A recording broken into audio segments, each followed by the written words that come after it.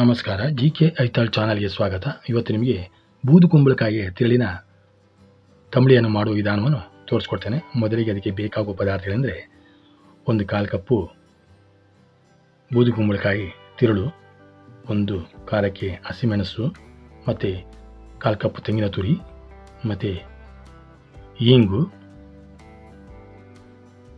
ಮತ್ತು ರುಚಿಗೆ ಉಪ್ಪು, 1 ಸ್ಪೂನ್ ಜೀರಿಗೆ, ಅರ್ಧ ಕಪ್ಪು ಮೊಸರು. ಈಗ ನಿಮಗೆ ಮಾಡುವ ವಿಧಾನವನ್ನು ತೋರಿಸ್ತೇನೆ. ಒಂದು ಸಣ್ಣ ಪಾತ್ರೆ ತಗೊಂಡು ಈ ತಿರುಳನ್ನೆಲ್ಲ ಬೂದುಗುಂಬಳಕಾಯಿ ತಿರುಳನ್ನು ಹಾಕ್ಕೊಂಡಿದ್ದೇನೆ.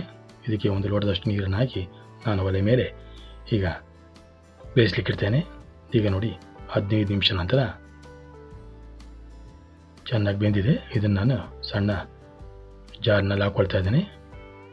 ಮತ್ತು ಈ ಬೇಯಿಸಿದ ನೀರು ಕೂಡ ಬೇಕಾಗ್ತದೆ. ಹಾಗೆ 1 ಲೋಟದಲ್ಲಿ ನಾನು ತೆಗೆದು ಹುಡ್ಕೊಳ್ತಾ ಇದ್ದೇನೆ.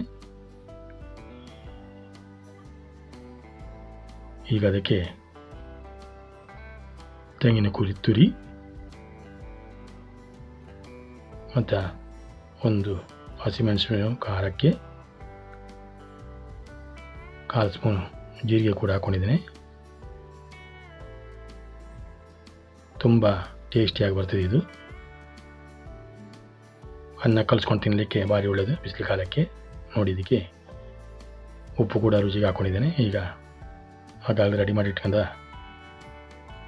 ಬಿಸಿನೀರನ್ನು ಸ್ವಲ್ಪ ಹಾಕ್ಕೊಂಡಿದ್ದೇನೆ. ಈಗ ಕೊನೆಯದಾಗಿ ಹಿಂಗೆ ಹಾಕ್ಕೊಂಡಿದ್ದೇನೆ. ಈಗ ಗ್ರೈಂಡರ್ ಮಾಡಿದ್ದೇನೆ. ಈಗ ಅದು ರೆಡಿ ಆಯಿತು. ಈ ರೀತಿ ಇಷ್ಟು ನೈಸಾದರೆ ಸಾಕು. ಇದಕ್ಕೆ ನಾನೀಗ